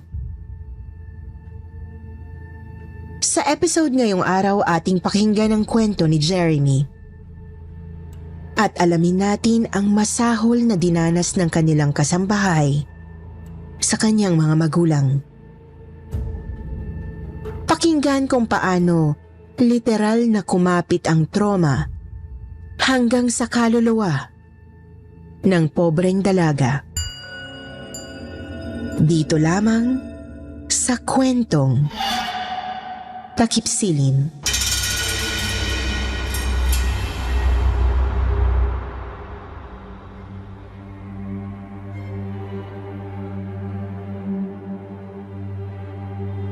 Kumusta, Miss Anne? Binabati ko rin po ng magandang araw ang lahat ng listeners ng kwentong Takip Silim. Tawagin niyo na lang ako sa pangalang Jeremy. 42 years old at nakatira ngayon dito sa Ilocos. Itong ibabahagi ko ay nangyari noong binatilyo pa lamang ako, taong 1996. Doon ito naganap sa lalawigan ng Bulacan, kung saan ako lumaki. Tungkol ito sa sinapit ng kaawa-awa naming kasambahay na tawagin na lang natin na si Ate Neneng. Kasambahay naming pinagmalupitan ng husto ng aking mga magulang. Pangmamaltratong patuloy na pinagdurusahan ni Ate Neneng hanggang sa kabilang buhay. Miss Anne, bandang Pebrero taong 1996. Dumating sa amin sa Bulacan si Ate Neneng. Nasa 20 anyos na po siya noon, kung hindi ako nagkakamali. Nirekomenda siya sa amin ng isang kakilala ni Daddy Roman. At galing pa pala ito sa Visayas. Ako pa nga ang nagbukas ng gate pagkarating niya. Saka pinapasok ko agad sa sala para makausap ni na Mommy Aida.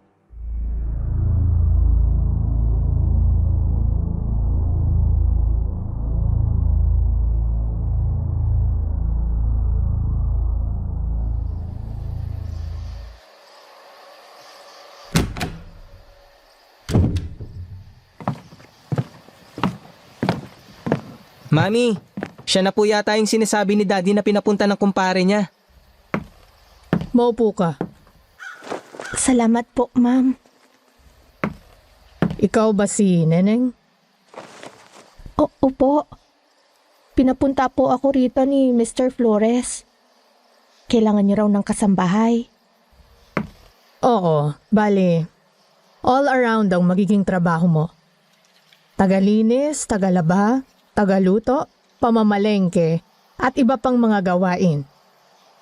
Pangkaraniwang mga gawaing bahay lang naman, pero ikaw lang mag-isa ang kasambahay namin ngayon. Kaya mo ba? Kaya naman po. Sanay naman ako sa mga gawaing bahay sa probinsya namin. Kung hindi ninyo na itatanong, hindi ako interesado. Pasensya na po.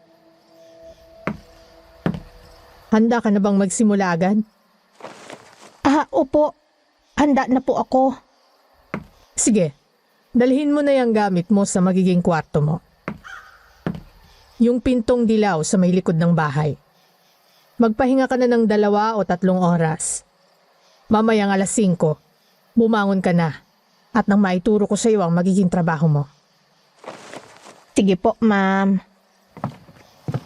Ituturo ko na po ang kwarto niya, Mami. Wag na, Jeremy. Wala namang ibang kwarto ron sa likod. Mahinang utak lang naman ang hindi makakahanap nun.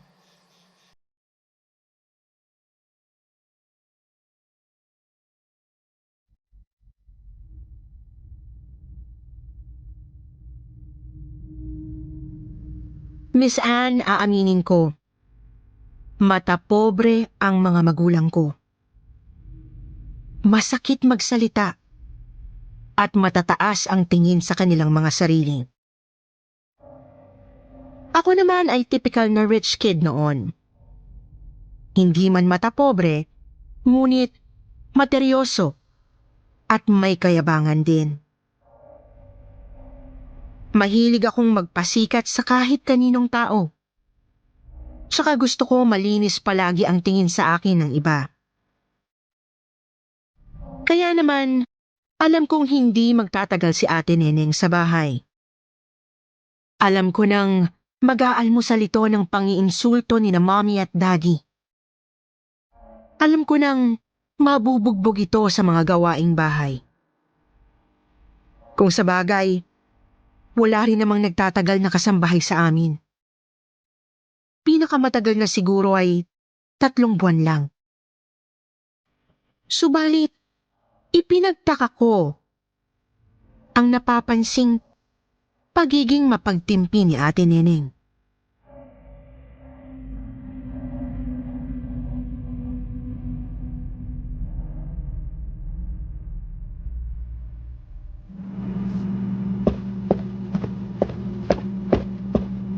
Sir, ma'am, naplantsa ko na po ang mga damit ninyo. Pati ang mga damit ni Sir Jeremy tapos na rin po. Yung kotse, nilinis mo na ba? Ay, hindi pa po, sir. Tsaka, hindi ko pa po nasusubukan maglinis sa sakyan dati. So, magpapalusot ka, ganon. Ano kung hindi mo pa nasubukan? Madali lang naman yan eh. Linisin mo na yon, dali na. Malilate kami sa party dyan sa pagiging makupad mo eh. Sige po, ma'am. Bilis na!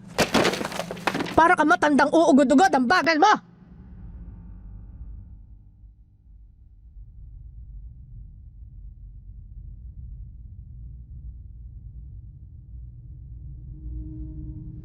Kahit nahagisan na ng makapal na libro ni Mommy sa ulo, nanatili pa rin nakayuko at kalmado si Ate Neneng. Tahimik lang itong naglakad papuntang garahe. Ang kaso nga lang, naulit pa ng naulit ang ganoong trato ng mga magulang ko sa kasambahay. Sinubukan ko namang kausapin sina Daddy. Ngunit sinasabi lang nila sa aking hindi namin kauri ang mga pulubi. Oo, mayabang at materyoso ako. Pero hindi naman kasi ako masamang tao para matiis ang pananakit sa iba. Hindi ko nga akalaing may ititindi pa pala ang pagiging masahol ng mga magulang ko. Isang gabi, pasado 11:00 na nakauwi si Daddy. Tulog na si Mommy noon. Sakto namang nagising ako nang pumarada ang kotse sa garahe. Nang sumilip ako sa bintana, napansin kong pasuray-suray ang paglalakad ni Daddy Roman papunta sa may likod ng bahay. Nagmasid pa ako. Hanggang sa nakita kong huminto siya sa may pinto ng kwarto ni Ate Neneng. Kitang-kita ko sapagkat nasa baba lang ng silid ko ang kwarto ng kasambahay. Doon na ako bumaba at palihim na nagmasid. Naabutan kong binubuksan ni Daddy ang pinto gamit ang duplicate na susi. Kumabog ang dibdib ko. Pumasok si Daddy at sinara ang pinto. Pinagpawisan ako ng malamig nang lumapit ako sa kwarto. Walang bintana at madilim. Kaya wala akong magawa, kundi ipiid ang tenga ko sa pinto.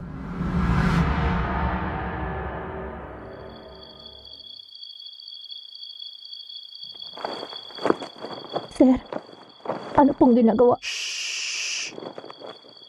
Huwag kang maingay.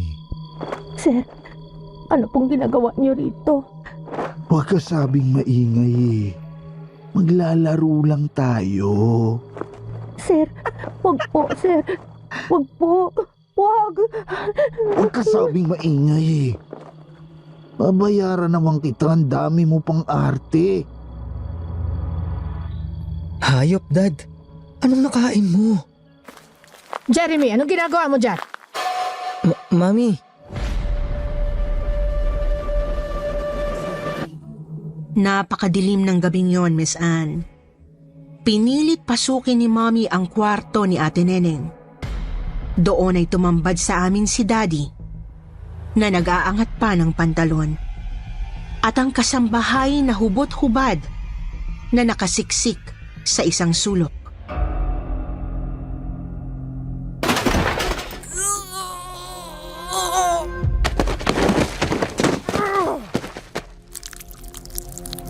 Ma'am, tama na po, ma'am.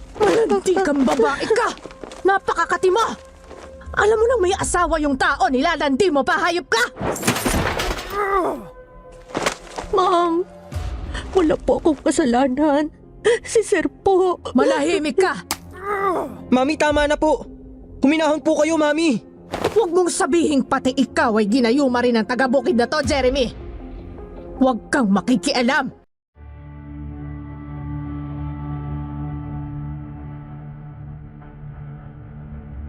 Walang habas na binugbog ni Mommy si Ate Neneng.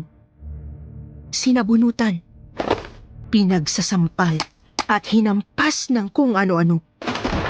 Inuntog din niya ang ulo nito sa simentong dingding ng kusina. Dahil nga ulo ang napuruhan, kaya nagdugo ito ng husto na bumahid pa sa puting dingding. Tumigil lang si Mommy ng lupaypay ng nakasalampakang kasambahay sa lapag. Tutulungan ko sana pero pinapunta na ako ni Mommy sa kwarto ko. Ayaw niyang makialam ako. Ayaw niyang akitin din daw ako ng kasambahay. Hindi ako nakatulog noong gabing yon, Miss Anne. Hindi ko kasi sukat akalaing ganoon pala kasahol ang mga magulang ko. Paggising ko pa nga kinaumagahan, lalong sumakit ang ulo ko nang makita si Ate Neneng. Hindi na makapaglakad ng maayos.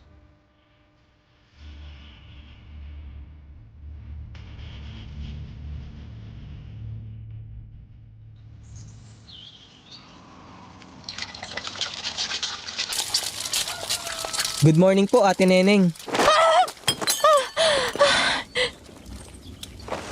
Ay, kayo pala, Sir Jeremy. Good morning po. Ate naman eh. Para kayo nakakita ng multo. Ate, kamusta na po?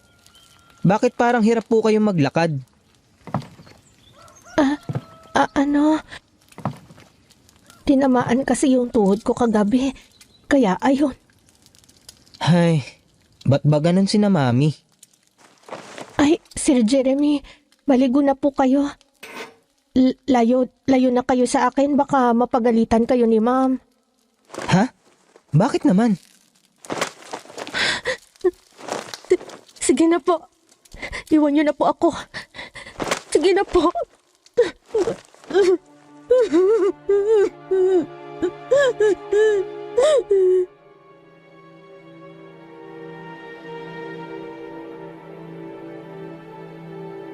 Tuluyang nagbago si Ate Neneng, Miss Anne. Palagi na itong nanginginig sa takot at sobrang naging magugulatin. Madalas ko rin siyang nakikitang nagpipigil ng luha. Minsan pa nga, nakikita ko talaga siyang umiiyak ng patago. Ramdam kong gusto na niyang umalis at umuwi. Pero hindi niya magawa. Malayo kasi ang kanila. Sa Visayas pa. Dagdag pang hindi niya nakakausap ang kanyang mga mahal sa buhay. Kasi wala pang cellphone at internet noong mga panahong yon. May telepono kami, pero walang ganoon sa baryo nila. At dahil nga bumabagsak na ang kalusugan ni Ate Neneng, bumabagal na ang kanyang pagkilos sa bahay. Madalas na rin siyang nagkakandamali-mali sa mga gawain. Ang resulta, lalo siyang pinag-iinitan ng mga magulang ko. Mas madalas siyang nasasaktan, ni hindi na gumaling ang kanyang tuhod. Palagi ko nang naririnig ang kakaiba niyang yabag kapag dumadaan sa labas ng kwarto ko. Mabigat ang tapak ng kanang paa, samantalang nakasadsad sa sahig ang kaliwa. Hanggang isang gabi, mainit ang ulo ni Mommy nang umuwi.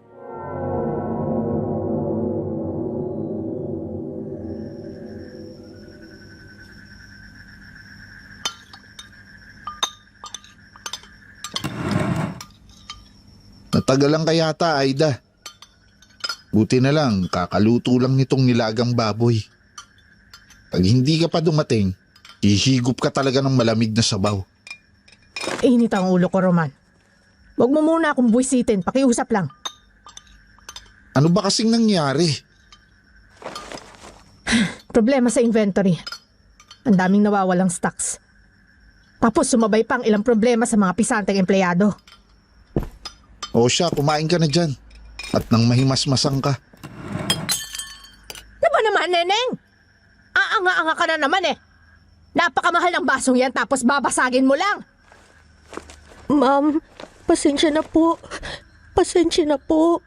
Purgang-purga na ako sa'yo, malanding inutil ka.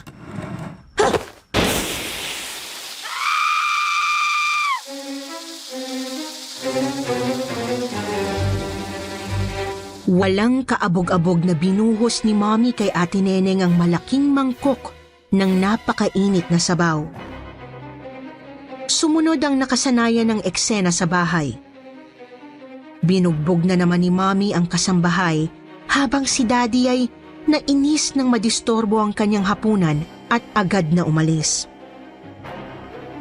Pinilit kong pigilan si Mommy pero ayaw talaga niyang paawat.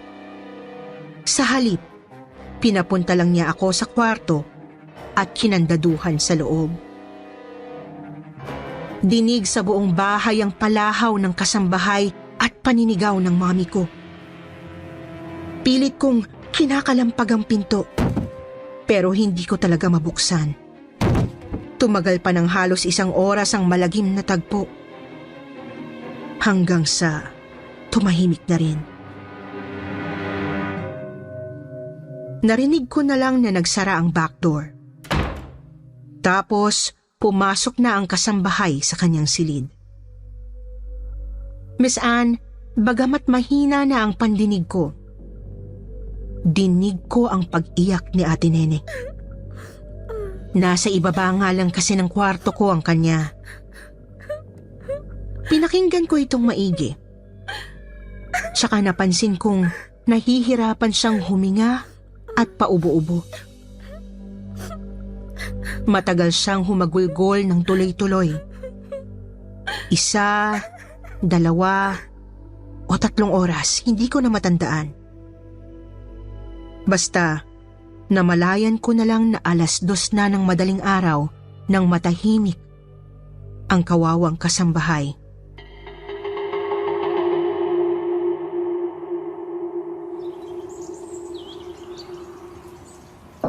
Ate? Ate Neneng? Ate? Hinahanap na po kayo ni na Mami. 7:00 na po eh. Di pa po kayo lumalabas. Ate? Ate? Wala pa rin ba, Jeremy? bang nangyayari sa batugang yan? Baka naman po hindi makakilos dahil sa sakit ng katawan, Mami. Napasobra po kayo. Tahimik! Tumabig at bubuksan ko ang pinto. Talagang kakalbuhin ko na yung tamad na yan. Oh, Neneng! Ano ba't nakahilata ka pa rin dyan? Talagang hindi mo ako sinasagot, ha? Neneng! Neneng! Mami, hindi po kaya...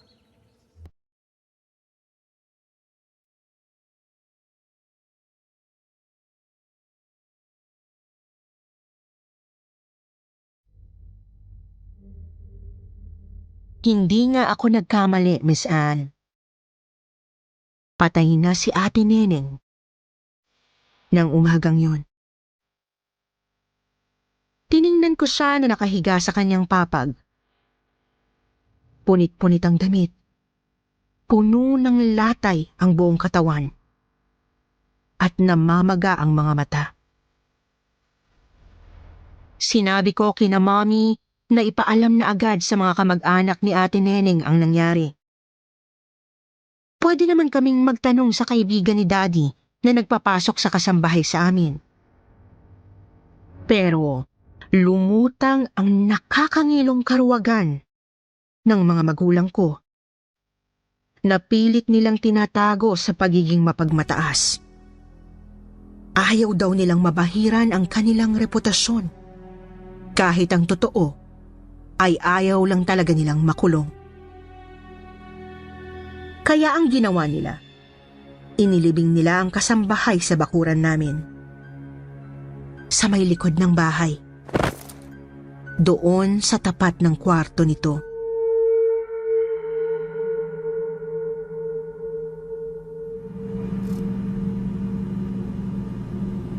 Anak, intindihin mo naman. Wala na kaming mapagpipilian ng daddy mo eh. Alangan namang hayaan lang naming makulong kami. Gusto mo ba yon? Huwag niyo muna akong kausapin. Anak naman, makinig ka muna. Sabi na huwag niyo muna akong kausapin!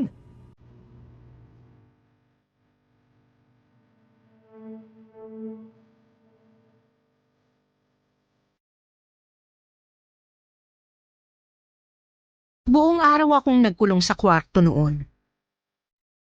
Napakagulo ng isip ko. Kasi alam kong maling-mali ang ginawa ng mga magulang ko. Pero di ko naman alam kung anong gagawin. 15 anyos pa kasi ako noon. Kaya hindi ako makapagpasya kung paano ako lalapit sa mga pulis. Natatakot din akong maiwang mag-isa sa bahay kapag nakulong sila. Lumipas ang tanghali nang hindi ako lumalabas para kumain. Kinakatok ako ni na Mommy pero hindi ko sila pinagbubuksan. Nakatulala lang ako sa kama habang gumugulong ang hapon. Hanggang sa tuluyan ng lumubog ang araw. Subalit, napamulagat ako ng bangon nang may marinig ako mula sa labas ng pinto. Kakaibang mga yabag. Mabigat ang isang tapak habang sumasadsad sa sahig ang isa. Nanayo ang mga balahibo ko. Pinilit kong bumangon at pumunta sa pinto. Kahit nanginginig ang mga kalamnan ko. Binuksan ko ng bahagya ang pinto.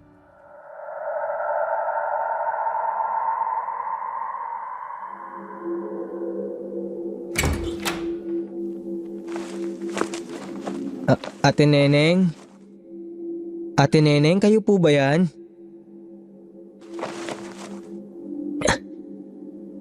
Guni-guni. Pero sigurado talaga ako sa narinig ko eh. Yabag talaga ni Ate Neneng yun. Gutom lang siguro ako. Makakain na nga lang muna.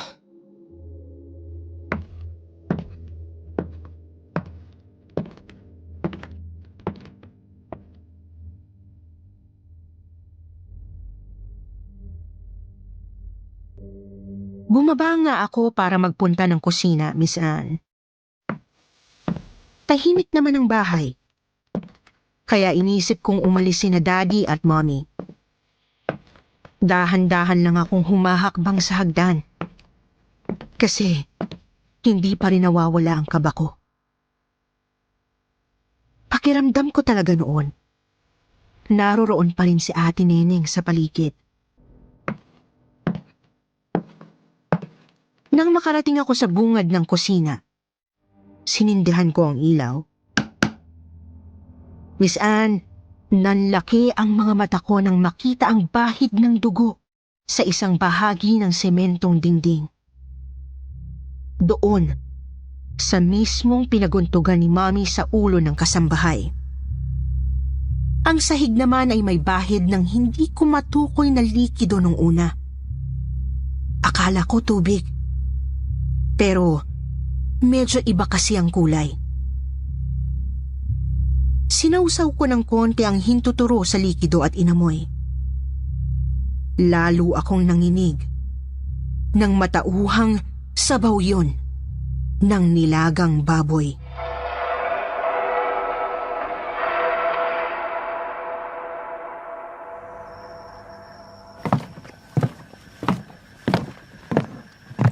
Jeremy, anak. Buti naman at lumabas ka na rin. Nag-alala kami sa'yo. Kumain ka na ba, Jeremy? Ano ba't nakatulala ka? Mami, Daddy, andito siya. Andito si Ate Neneng. Anong nangyari dito?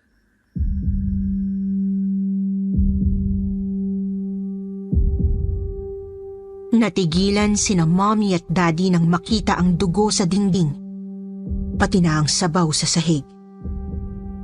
Lalong sumidhi ang kilabot namin nang biglang bumukas ang back door sa may kusina. At unti-unting pumasok si Ate Neneng. Napaatras kaming tatlo. Lumingon sa amin ang multo. Miss Anne, napamaang ako nang makitang putok ang isang bahagi ng ulo ni ate. Puno ng latay ang buo niyang katawan at namamaga ang mga mata. Nang makita niya kami, agad siyang nanginig at bumakas sa kanyang mukha ang takot sa mga magulang ko. Yumuko ito, animoy nagmamakaawa. Sumiksik sa may gilid ng pinto at tinakpan ang mukha habang umiiyak. Tama na. Tama na po, Ma'am. Huwag niyo na po akong saktan. Tama na po. Ate Neneng, bakit ho kayo nandito? Ate, magpahinga na po kayo. Tama na. Tama na po. Jeremy. Jeremy, halika na. Huwag kang lalapit dyan. Huwag kang lalapit sa impaktang yan. Umakyat na kayo sa taas! Bilis! Baka saktan pa tayo niyan. Dali na! Tama na, Ma'am. Tama na!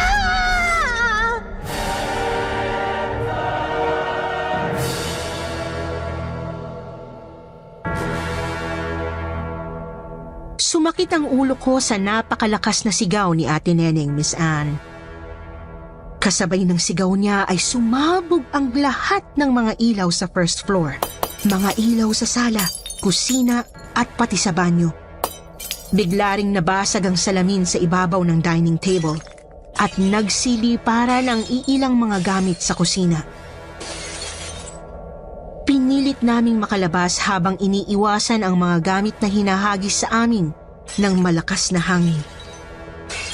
Lumingon pa ako sandali kay Ate Neneng at nakita kong nagngangalit na ito sa matinding galit kina Mommy at Daddy.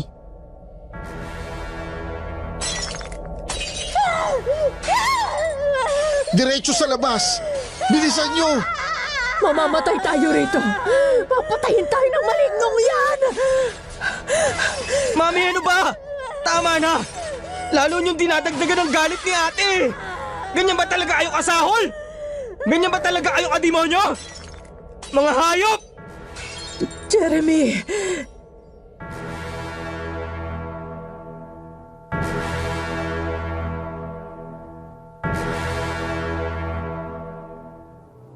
Ligtas naman po kaming nakalabas ng bahay, Miss Anne. Pinipigilan ako ni na Mommy pero tuloy-tuloy lang akong naglakad papalayo. Hindi ko na nilingon ang mga tampalasan. Dumiretso muna ako sa bahay ng isang tropa ko noon at nakisuyong doon muna ako sa loob ng ilang araw. Palihim lang din akong nakikipag-usap sa isa kong ninong para makiusap muna ng konting panggastos. Makalipas ang halos isang buwan, nabalitaan kong tinangka palang ibenta ni na Daddy ang bahay namin. Subalit, nagulat na lang ako nang puntahan ako ng isang pulis sa bahay ng tropa ko.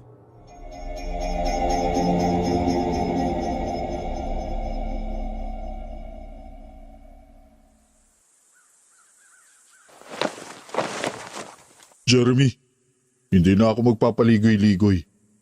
May bangkay na nahukay sa bahay ninyo. Katawan nyo ng isang kasambahay ninyo, tama? Opo, sir. Pero, paano niyo po yun nahanap? May bibili dapat ng bahay at lupa ninyo. Pero, naramdaman daw niyang may multo doon.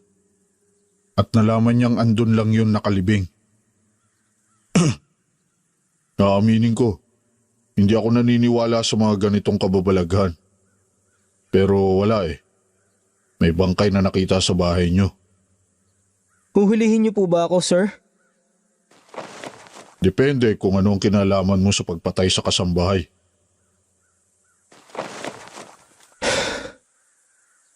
Ayos lang po sa aking makulong, sir.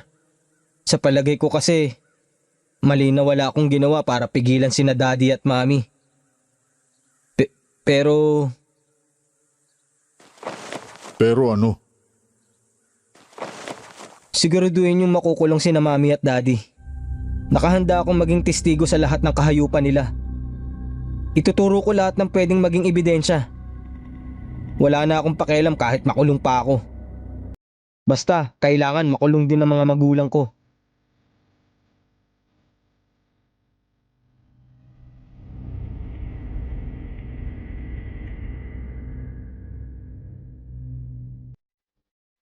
Miss Anne, nakulong nga po sina Mommy at Daddy. Pwede sana akong makulong noon. Kasi wala pang juvenile justice system dati. Pero dahil tumistigo ako, hindi ako sinama sa mga kinasuhan ng mga kamag-anak ni Ate Neneng. Nang matapos ang kaso, naisip kong magpakalayo-layo na rin. Kumuha lang ako ng mga mamahaling gamit sa bahay, binenta, at agad nang bumiyahe. Ayun nga at nakarating ako rito sa Ilocos. Dito na ako tumira. At dito na rin nagkapamilya. Mahirap kasi kailangan kong talikuran ang marangyang buhay na kinamulatan ko. Pero tinanggap ko na lang na ito ang paraan ko para parusahan ang sarili. Umaasa rin na sana tuluyan ng pumayapa ang kaluluwa ni Ate Neneng. Hanggang dito na lang at maraming salamat sa paglalaan ng oras sa kwento ng aking nakaraan, Miss Anne. More power sa inyo at sana'y magtagal pa ang inyong channel.